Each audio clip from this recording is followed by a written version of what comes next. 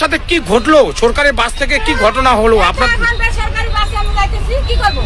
সরকারের সুবিধা থাকা সত্ত্বেও যদি সরকারি বাস থেকে নামিয়ে দেয় মহিলাদের, হ্যাঁ। কি সুবিধা আমাদের সরকার?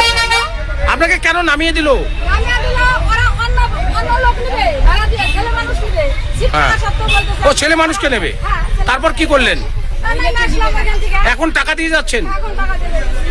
কি বলবেন আজকে থেকে যে রাজ্যের মুখ্যমন্ত্রী আপনাদের নির্দেশে মহিলাদের জন্য বাস ভাড়া ফ্রি, এখন রীতিমতো বাস ভাড়া অন্য মহিলারা খুশি, আপনি কেন খুশি নেন? খুশি আমি নন? খুশি না তো, আমি তো রীতিমতো আমি ভাড়া দিয়ে যাবো। খুশি কেন হবো?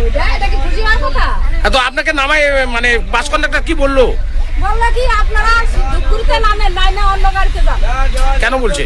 ওইটা অত দূর নিবে না। আপনি বলছেন যে আমাদের তো বাস ভাড়া ফ্রি বলছেন, হ্যাঁ, বলছি। কি বলছে তাতে? হ্যাঁ, ফ্রি দেখে তো অন্য গাড়িতে যান, অন্য গাড়িতে সিট নিয়ে যাবেন। আপনার নাম? আমার নাম রজনী। কোথা থেকে কোথায় যাচ্ছেন? আমি ভুটনিঘাট থেকে ওই সোনাপুর। এখন নিজের টাকা দিয়ে অন্য ইয়েতে যাচ্ছে।